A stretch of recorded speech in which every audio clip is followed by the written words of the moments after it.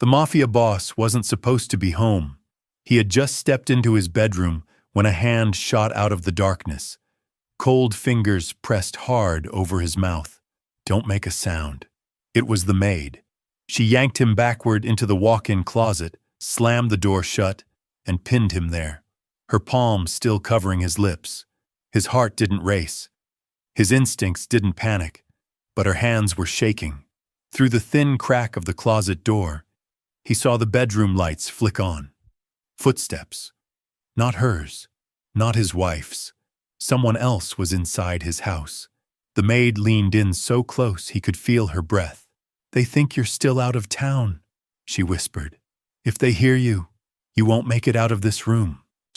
A drawer slid open. Metal clicked softly. The Mafia boss finally understood.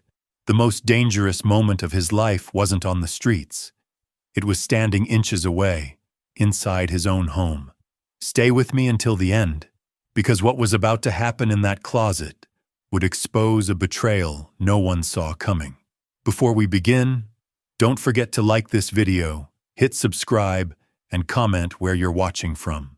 Now, let's get started. Vincent Torino ruled the city with a reputation forged in blood and silence. For 30 years, he'd built an empire where respect was currency and loyalty was life insurance. His enemies knew better than to step onto his territory. His allies knew the price of crossing him. But standing in that closet, pressed against expensive suits that smelled like power and danger, Vincent realized something terrifying. The most secure place in his world had become the most vulnerable. The maid, Elena, kept her hand firm over his mouth, her dark eyes locked on his with an intensity that cut through the darkness. She wasn't just some hired help who cleaned his marble floors and polished his crystal. She was the woman who'd been invisible in his house for 3 years, moving through rooms like a ghost, listening to conversations that could topple governments, watching meetings that decided who lived and who disappeared. Through the crack in the closet door, Vincent watched shadows move across his bedroom wall, multiple figures. They moved with purpose, searching through his personal belongings with the confidence of people who believed they had all the time in the world. One shadow paused near his nightstand. Another moved toward his private safe, hidden behind the oil painting of his grandfather. Elena's grip tightened. Her whisper was barely a breath. 3 men, armed. They've been here for 20 minutes, waiting for you to come home. Vincent's mind raced through possibilities. His security team should have detected any breach. His surveillance system covered every angle of the property. The fact that these intruders had bypassed everything meant one thing. Someone on the inside had given them the keys to his kingdom. The bedroom door opened wider. Footsteps approached the closet. Elena pressed Vincent deeper into the shadows, her body shielding him as expensive fabric rustled around them. A voice cut through the silence, cold and familiar. "Check every room again." He should have been here by now. Vincent's blood turned to ice. That voice belonged to his nephew, Marcus, the boy he'd raised after his brother's death, the young man he'd groomed to inherit pieces of his empire, the family member he'd trusted with his life. Elena's eyes reflected the same shock Vincent felt. She'd recognized the voice too, but her expression shifted from surprise to something else, knowledge, as if this betrayal wasn't news to her. Another voice joined Marcus in the bedroom. Maybe he changed his plans. The old man's getting paranoid in his age. "No," Marcus replied, his tone sharp with authority Vincent had taught him. "He's coming. Tony confirmed he left the warehouse an hour ago." Vincent never deviates from his routine. Through the crack, Vincent saw Marcus's silhouette move to the window, pulling back the heavy curtains to peer into the night. The same window where Vincent had stood countless times, surveying his domain, believing it was impenetrable. Elena shifted slightly, and Vincent noticed something that made his pulse quicken. She was armed, a small pistol pressed against her hip, concealed beneath her simple black dress. The maid who'd served him coffee every morning for 3 years was carrying a weapon in his own home. "The safe's clean," called the third voice from across the room. "Nothing but cash and some jewelry." Marcus laughed, a sound that held no warmth. "He keeps the real secrets somewhere else. We need him alive long enough to tell us where." Vincent's hands clenched into fists. The empire he'd built, the legacy he'd protected, was being dissected by his own blood. But the deeper horror was realizing how long this had been planned. How many conversations had Marcus overheard? How many family dinners had been reconnaissance missions? Elena pressed her lips close to his ear.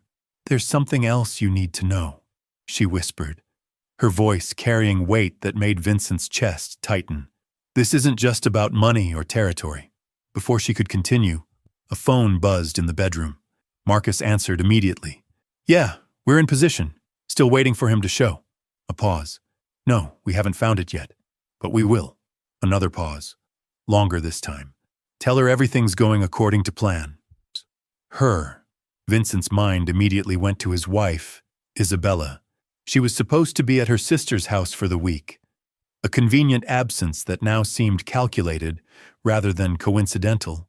Had his own wife orchestrated this betrayal alongside his nephew? The phone call ended, and Marcus's footsteps moved toward the closet. Elena's grip on Vincent tightened, her breathing shallow but controlled. The closet door had a lock, but it wouldn't hold against determined men with crowbars. "Check the closet," Marcus ordered. Elena's hand moved to her weapon. Vincent realized she was prepared to kill to protect him. But why? What loyalty did a maid owe to a man who'd barely acknowledged her existence for 3 years? The footsteps stopped just outside the closet door.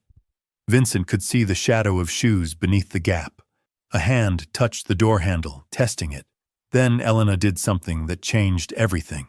She pulled out her phone and sent a text message. The screen's glow illuminated her face for just a second, but Vincent saw something in her expression that rewrote his understanding of the past 3 years. Elena wasn't just a maid. She was someone else entirely.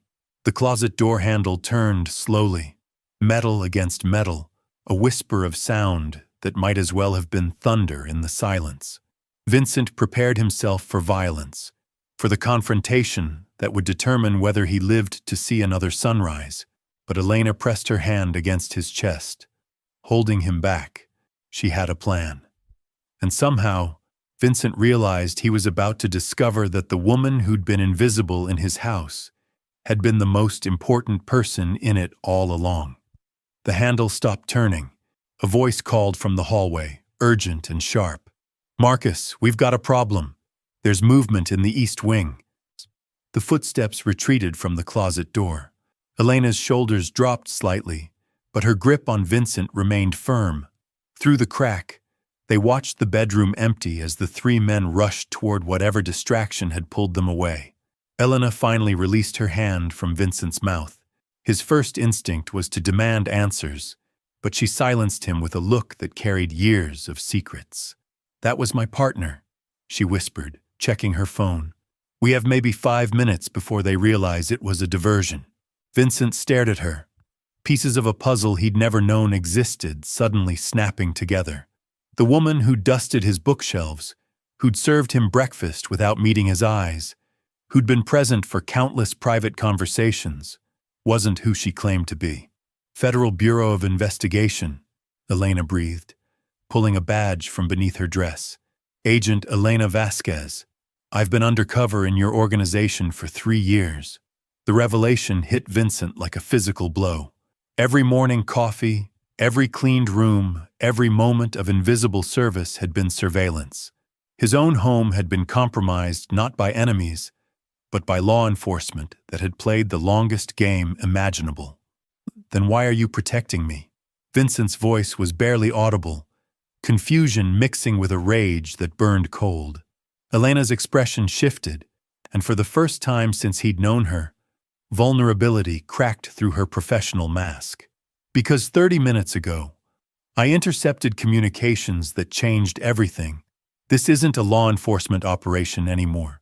She pulled up a recording on her phone, the volume barely above a whisper.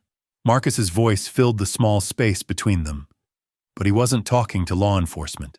He was coordinating with people Elena recognized from organized crime families that had been at war with Vincent for decades. "Your nephew isn't working alone," Elena continued, her words cutting through Vincent's disbelief. "He's been feeding information to your enemies for months. Tonight isn't about arrests or justice. It's about elimination." Vincent's mind reeled. The federal agent who'd been gathering evidence to destroy him was now the only person standing between him and execution. The irony would have been amusing if it wasn't so terrifying. "The plan was to take you alive," Elena explained, checking the door again. "Extract the locations of your offshore accounts, your weapons caches, the names of your international contacts, then make you disappear permanently." Through the closet wall, they heard furniture being overturned in the next room. The search was becoming more desperate, more destructive.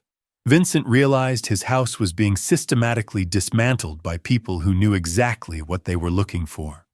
"My wife," Vincent said, the words tasting bitter.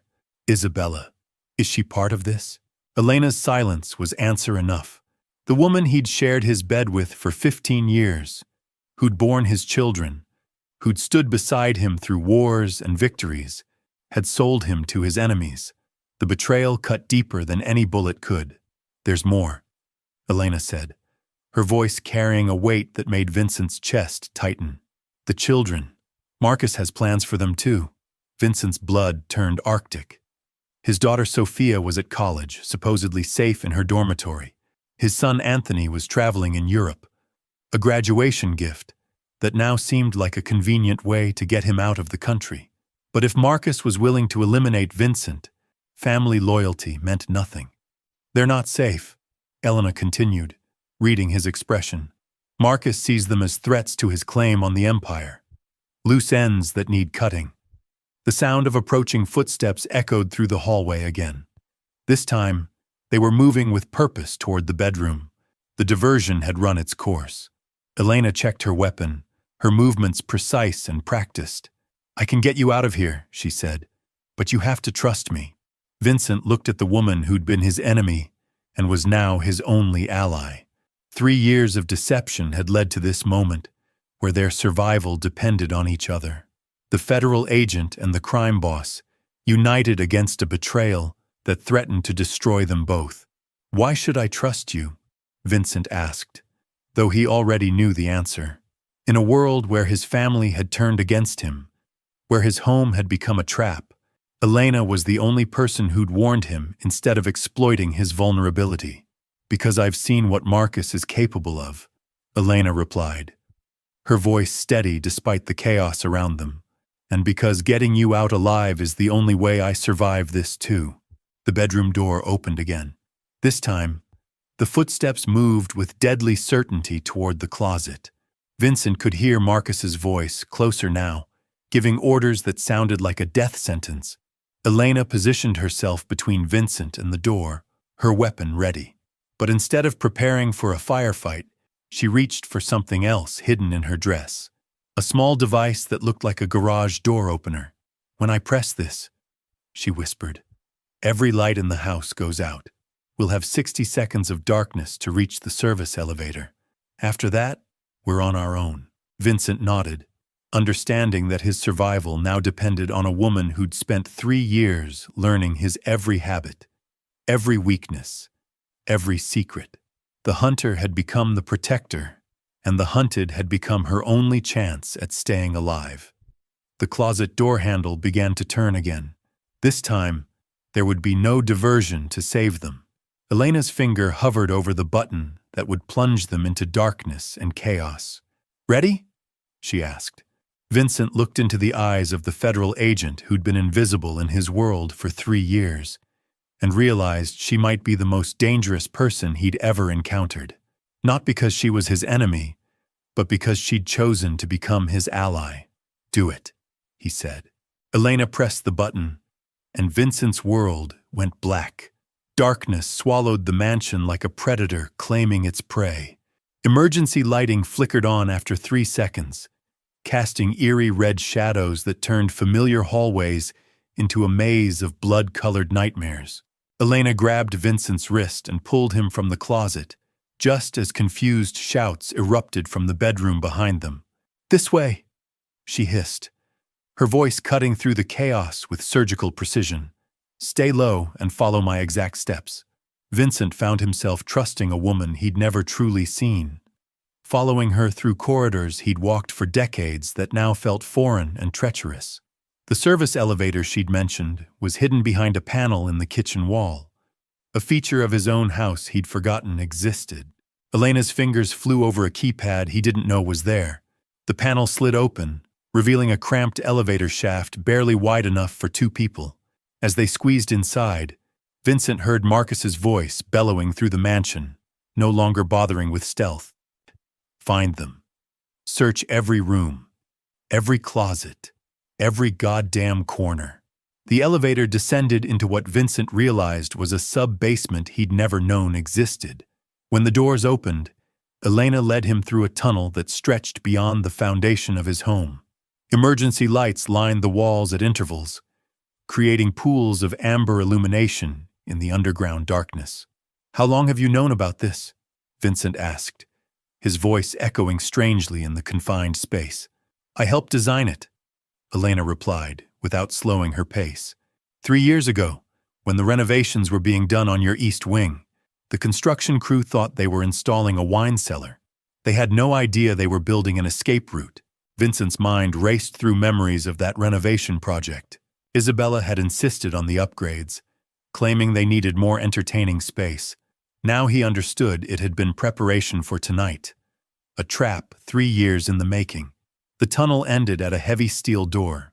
Elena produced a key that looked military-grade, and the door opened to reveal a parking garage Vincent had never seen.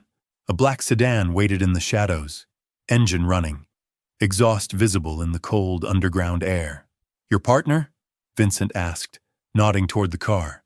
"Agent Rodriguez," Elena confirmed. "He's been monitoring Marcus's communications since this operation began. We knew something was wrong when your nephew started making calls to numbers that didn't match any of his known associates." As they approached the vehicle, Vincent saw a man in his 40s behind the wheel, his eyes constantly scanning mirrors and shadows. When Elena opened the passenger door, Rodriguez handed her a tablet without speaking. "The communications we intercepted," Elena said, showing Vincent the screen. "Marcus isn't just working with your enemies. He's been selling information to 5 different crime families, playing them against each other while positioning himself as the survivor." Vincent studied the transcripts, recognizing names and numbers that made his blood run cold. Marcus had been conducting his own private war, using Vincent's empire as both weapon and target. The scope of the betrayal was breathtaking in its complexity. "Your daughter, Sophia," Rodriguez spoke for the first time, his voice carrying urgency. "She's not at college. Marcus moved her to a safe house in Connecticut 3 days ago, told her it was for her protection." The words hit Vincent like physical blows. His daughter, his brilliant girl who'd inherited his strategic mind but chosen business school over the family empire, was already a prisoner. The realization that Marcus had been planning this for months, maybe years, made Vincent's hands shake with rage. "And Anthony?" Vincent's voice was barely controlled.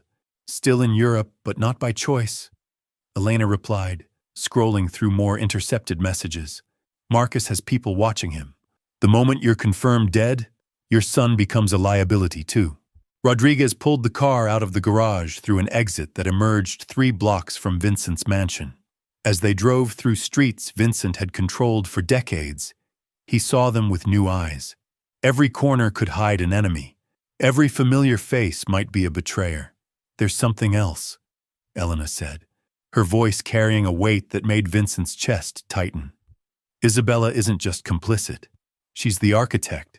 She handed him another tablet, this one showing financial records that painted a picture of systematic theft spanning 5 years. His wife had been moving money, assets, and information with the precision of someone who understood his empire better than he'd realized.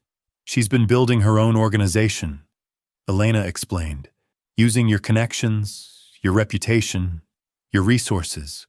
Marcus thinks he's inheriting your empire, but Isabella's been creating a parallel structure designed to replace you entirely. Vincent stared at bank statements showing millions of dollars transferred to accounts he'd never authorized. Real estate purchases in names he didn't recognize. Investment portfolios that mirrored his own but belonged to shell companies controlled by his wife. "How long have you known?" he asked Elena, though he wasn't sure he wanted the answer. "We suspected for 6 months," she admitted, "but we couldn't prove it until tonight. Marcus got sloppy, started communicating through channels we could monitor.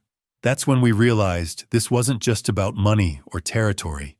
Rodriguez turned onto a highway that led away from the city, away from everything Vincent had built and protected. In the distance, sirens wailed, and Vincent wondered if they were racing toward his mansion or away from something else entirely. "It's about legitimacy," Elena continued. "Isabella wants to inherit your empire, but she also wants to clean it, turn it into something respectable. Your death wasn't just about removing an obstacle. It was about creating a widow with a tragic story and a legitimate claim to everything you own." The tablet showed more evidence.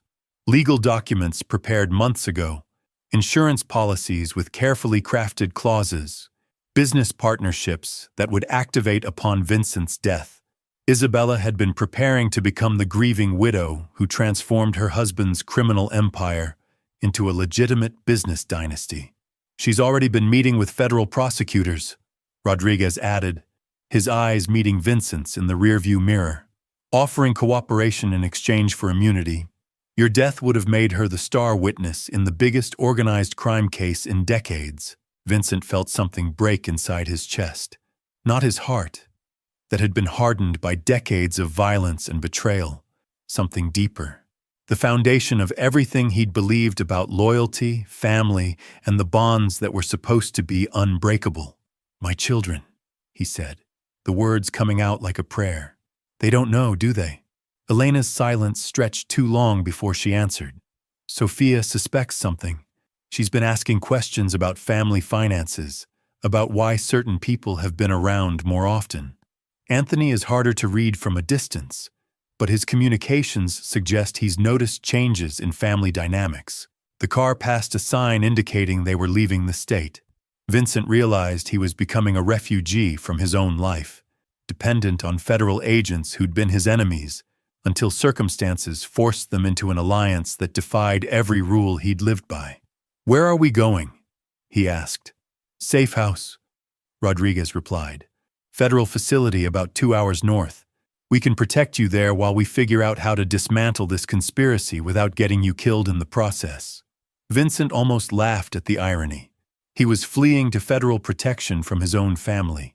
The man who'd built an empire on the principle that law enforcement was the enemy was now trusting his life to agents who'd spent years trying to destroy him. "There's something I need you to understand," Elena said, turning in her seat to face him directly. "Once we reach that safe house, everything changes. You'll be in federal custody, protective custody, but custody nonetheless. Every conversation will be recorded. Every decision you make will be scrutinized." Vincent met her gaze, seeing the woman who'd been invisible in his world for 3 years, but had somehow become the most important person in it. "Are you asking if I'm prepared to cooperate with federal law enforcement?" "I'm asking if you're prepared to survive," Elena replied, "because cooperation might be the only weapon you have left against people who know all your other weapons." The highway stretched ahead into darkness, leading Vincent away from everything he'd built and toward a future he couldn't have imagined hours earlier. Behind them, his mansion was probably crawling with Marcus's men, searching for a body that would never be found. His empire was being carved up by people who'd smiled at his dinner table, but he was alive, and as long as he was breathing, the war wasn't over. "Tell me about the safe house," Vincent said, his voice carrying the steel that had made him feared for 3 decades. "And tell me everything you know about Isabella's organization. Because if my wife thinks she can bury me and inherit my life, she's about to learn that Vincent Torino doesn't die easily." Elena smiled for the first time since he'd known her, and Vincent realized she'd been waiting for this moment. The moment when the crime boss stopped running and started planning his counterattack. Now you're talking like the man who built an empire, she said. Let's go tear down the one they're trying to steal. The car disappeared into the night, carrying 3 unlikely allies toward a confrontation that would determine whether Vincent's legacy would be written by his enemies or reclaimed by his own hand. The safe house looked like any other suburban home from the outside. 2 stories, beige siding, a lawn that needed cutting. But the moment Rodriguez pulled into the driveway, Vincent noticed the details that marked it as something else entirely. Security cameras disguised as decorative fixtures, windows that reflected light in a way that suggested bulletproof glass, a mailbox positioned to provide clear sightlines down the street in both directions. Elena led him through a front door that opened before they reached it. The agent waiting inside was a woman in her 50s, with silver hair and eyes that had seen too much. She introduced herself as Agent Sarah Chen, the supervisor running Vincent's protective detail. Mr. Torino, she said, her voice carrying professional courtesy edged with steel. Welcome to your new reality. The interior confirmed what Vincent had suspected. This wasn't a house. It was a fortress disguised as suburban normalcy. Reinforced walls, multiple exit routes, communication equipment that belonged in a military command center. The living room had been converted into a briefing area, complete with monitors displaying surveillance feeds and data streams. Before we go any further, Chen said, settling into a chair across from Vincent, I need to make something clear. You're here voluntarily, but that doesn't mean you're free to leave. The moment you walked through that door, you became a federal witness under protective custody. Vincent studied her face, recognizing the kind of authority that came from years of making life and death decisions. And if I decide I don't want to be a witness, then you walk out that door and probably don't live to see sunrise, Chen replied without blinking. Marcus has put a $2 million bounty on your head. Every street criminal, every desperate junkie, every ambitious punk with a gun is looking for you right now. Elena moved to one of the monitors, pulling up a feed that showed Vincent's mansion. Police cars surrounded the property, their red and blue lights painting the walls in chaos. Crime scene tape fluttered in the wind like funeral decorations. They found 3 bodies, Elena reported, her voice flat with professional detachment. Marcus staged it to look like a home invasion gone wrong. The official story is that you surprised burglars and were killed in the struggle. Vincent watched his own death being investigated on the screen. Paramedics wheeled out body bags while news vans gathered like vultures. The sight should have been surreal, but instead it felt like watching the final act of a play he'd never understood he was starring in. Isabella's performance is particularly convincing, Rodriguez added, switching to another feed. She arrived an hour ago, perfectly distraught, the grieving widow who lost her husband to random violence. Vincent saw his wife on the screen, surrounded by reporters and sympathetic neighbors. Her tears looked genuine, her anguish authentic. She was wearing the black dress he'd bought her for their anniversary last year, the one she'd said made her feel beautiful. Now it was a costume for his funeral. She's good, Chen observed, watching Isabella field questions with just the right mix of grief and composure. Almost too good. If we didn't have the intercepted communications, I'd believe her myself. Elena pulled up another screen showing financial transactions from the past 6 hours. Even as Isabella mourned her husband's death on television, money was moving through accounts linked to her shadow organization. The grieving widow was already liquidating assets, consolidating power, preparing to inherit an empire. Marcus is staying out of sight for now, Elena explained. But our surveillance shows he's been meeting with representatives from 4 different crime families since the staged murder. He's positioning himself as the legitimate heir to your organization. Vincent felt rage building in his chest, like a slow burn. His nephew was auctioning off pieces of his empire before his body was cold. The boy he'd taught to drive, who'd called him Uncle Vince and begged for bedtime stories, was carving up his life's work like a Christmas turkey. What about my children? Vincent's voice carried an edge that made everyone in the room pay attention. Sophia and Anthony, Are they safe? Chen's expression softened slightly. Sophia is still being held at the Connecticut safe house, but she doesn't know she's a prisoner. Marcus has convinced her that she's being protected from the people who killed her father. She's grieving, but she's alive. And Anthony? More complicated, Rodriguez admitted. He's in Prague, staying at a hotel that's being watched by Marcus's people. He thinks he's just extending his European vacation while the family deals with the tragedy. He has no idea he's being kept on ice until Marcus decides what to do with him.